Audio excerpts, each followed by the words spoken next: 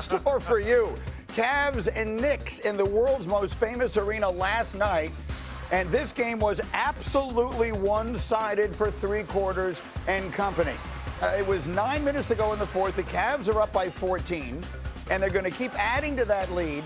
Alan, Dean Wade was 3 of 5 from 3. This gives the Cavs a 17-point lead. They were shredding the Knicks defense with a lot of cross-court passes, kick-out threes, and they were hitting them. Donovan Mitchell, he would score 29. That three makes it a 21-point game.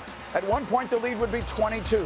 The New York Knicks win probability would point 0.1%. So you're saying there's a chance? There is, because they had Jalen Brunson on their side. And Windy, there was no secret. He was seeking out James Harden, and he dominated. I want you to watch the fluorescent shoes. This is where the Knicks targeted. Watch the shoes and watch them go by the shoes. You're going to see this again and again and again. That one, the dish to Karl Anthony Towns, who scored 13. Knicks a 7-0. Where are the shoes? That's more Brunson. Where are the shoes? Highlighters. They're not moving quick enough. Look at him. Jay Will. That's Brunson. The Knicks on a 12-1 run. They're within 12 in the game. Where are the timeouts, Kenny Atkinson? Stop the run. Stop the momentum. There's 4 timeouts right there. And why is Jalen confronting James Harden again and again and again? 6 straight. There's 6 straight possessions like that. Knicks a 15-1 run. They cut it to 8, 3.5 to go. There's still 4 timeouts. Still There's 4 still timeouts. no change to the defense. There's the highlighter shoes again. 18-1 run. Chalamet says this is better than an Oscar. Brunson 11 straight points personally. It's a 7-point game. Now it's Mikal Bridges. You see that there's 2 timeouts. I want you to remember that. Why did it go from 4 to 2? We'll talk about it. We'll talk at length about the timeouts in all of this. Knicks cut the lead. Now it's Bridges again. James Harden again. Who is guarding him? Patrick Ewing loves it. Larry Johnson loves it. Knicks are within 3. Then it's Mitchell. He's blocked by Towns. The lead is still 3 points. Under a minute left. And here's the moment that you know what's going to be your night.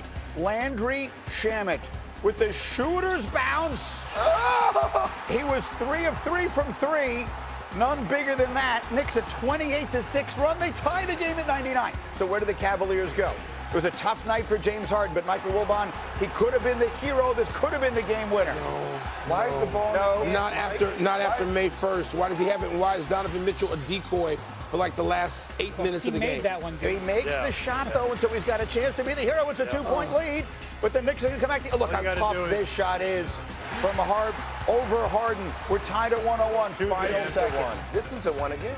What a look, though. Hey, remember Tyrese Halliburton. Sam Merrill. That was for the ball game, and instead, 48 minutes, insufficient to settle the issue. Now you know it's over. No, I didn't think they'd scored all Cleveland in the overtime. And they barely did. Remember, the Knicks had the overwhelming advantage in rest, and as the game went on, it certainly shows up. There's Harden again. Oh, you reach that Left again. Brunson, 38 points. Knicks by 4. Again. Left. Gm1 taking it. Clearing out space. Knicks by 6. 2 minutes to go. Brunson. We're not showing you stops, by the way. Shamet. Not a lot of stops. The Knicks end the game on a 44-11 run. And incredibly, impossibly, from 22 down, win game 1. A miracle at Madison Square Garden. It goes without saying it's one of the great comebacks of all time. 22 points down, the largest by the Knicks in a playoff game since at least 1970. I say it that way because that's when we started keeping track of such things. Entering this game, listen to this, Michael Wilbon. In the last 30 years, teams were 0-663 when trailing by 20 in the final 7 minutes. Now you can change that to a 1. Jalen Brunson, how did you do it? We got some stops. We kept fighting, kept believing. Just kept chipping away. You know, they were playing great basketball, and we just found a way. I really don't have an answer. I said in the locker room, just that. We lost. We blew it. All right, let's round for game 2. Simple as that. All right, put your feet up. We don't need no commercial breaks. We got a lot of time laid out to talk about an unbelievable night, and there were so many ways to dice this up. And we'll start with the question that's on the screen. Wendy, I'll start with you. Was this about a Cavaliers collapse, or is this about the Knicks putting together a miracle fourth quarter? Yes, I think two things, both things had to happen. Right. Whenever you see such a situation like this in basketball, it is the result of multiple things coming together. It was the result of the Cavs, I think, just nothing coming from the bench, no instruction coming from the bench. Fatigue, definitely playing all of these games in recent days. Jalen Brunson being just awesome. I mean, this is Captain Clutch. This is what he does. All of those things had to align. And also, I honestly, James Harden in that situation, like, he should ask to be taken off. Like, it would have been responsible for him to say, take me off of him. Just to be clear, they didn't have him directly on Brunson. They had him on other wings, and then the Knicks would run a screen to force him over to him. So it wasn't like they directly put him on him, but the Knicks literally ran the same play about 9 consecutive times, and Brunson scored on 8 of them. That was the story of the game clearly last night in the fourth quarter, Mr. Wilbon. It wasn't just, it was a failure on the part of Cleveland. A failure. You talked about the bench. 18-1 and no timeouts. I know this for a fact. The Knicks players in live time looking at each other going, okay, they're going to call timeout right now. No, 2 more baskets. They'll call it now. 2 more baskets. And finally, let's just go. Let's just keep going. They could not believe the momentum they built was uninterrupted by Cleveland. And I'm looking at the scoreboard seeing 4, as Wendy mentioned, 4 initially, and you go 18-1, you don't call time? How about this? You just come off of game 7. You played 5, 6, 7. Your team, you know if anybody's going to have dead legs, we just saw this with Philadelphia in the previous series. Sure. You've got to help them. Kenny Atkinson, by all accord, a fine coach for a lot of years. It was like there was paralysis, like he could not do anything. I don't know what.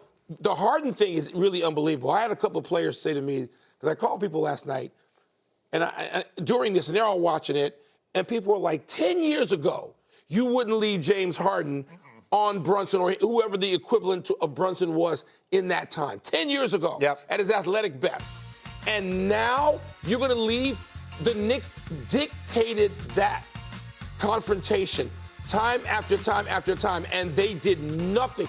I mean, you had Wade on him earlier. Wade 6'10". At one stretch, they don't call timeout to get Wade back in the game. He and Strus are both not in the game. The failure by the Cavaliers staff. And I don't want to take anything away from the Knicks and Brunson. They were great. No, they deserve a lot of credit. But the failure was stunning. I want to play the soundbite because I think this is incredibly important.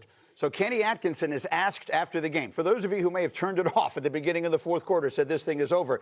As the Knicks are mounting this incredible comeback we just showed you, as has been repeatedly pointed out here, and Wendy was pointing out the number of timeouts on the screen, the Cavaliers bench didn't do anything about it. They didn't call a single timeout. Kenny Atkinson was asked about it after the game. This is what he said.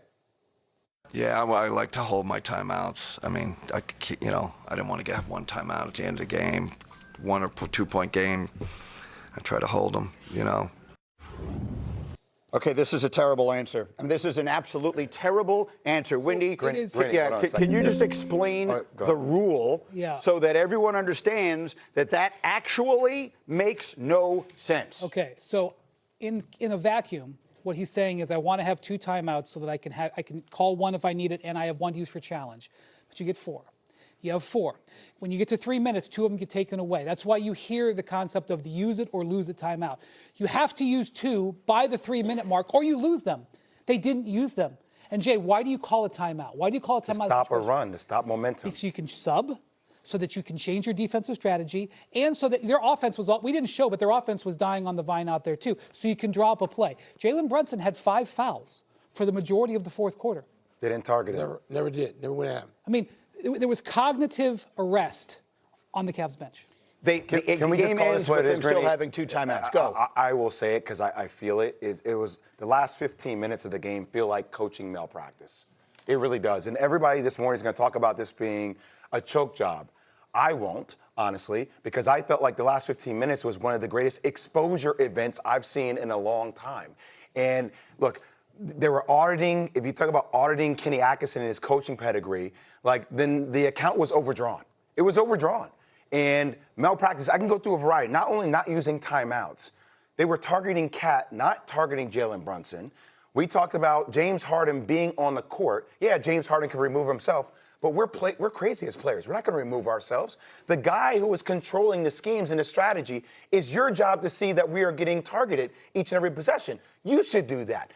By the way, the only 2 times they started doubling were in the last 1 minute and 22 seconds of the game. And by the way, I'd much rather you play Jalen Brunson 1v1, force him to take tough twos while you're up 6, instead of doubling him and then allowing ball rotation for quick threes, which is what they did in order to get back into the game, send it to overtime. Coaching malpractice is the only words I know how to describe the last 15 How minutes much, of the Jay, game. is this I don't know. the simple thing of fatigue? Again, this team just had 1 day off. Yeah. From a game 7 where they had to, in a series that they had to really empty the tank. They come into this game, they played 41 minutes. When they got to 41 minutes, they wanted the game to be over. That's a lack of experience in the playoffs. You were right there, right? You're sitting right next to the Cavs bench. Yes, and you could see like they felt like they had this game in hand. And that's probably why. The Knicks were frustrated. This is the third quarter when the Knicks gave up 35 points, and they're trying to get right. The rest versus rust thing, the rust was showing on the Knicks side of things. They were the frustrated team. The Cavaliers were feeling good. They were building off a Game 7 win on the road in Detroit, and they were where they wanted to be. But it got to 41 minutes, and that's when they didn't run through the tape at 48 minutes. The Knicks learned this lesson last year. Same place, same exact time. Game 1 at home.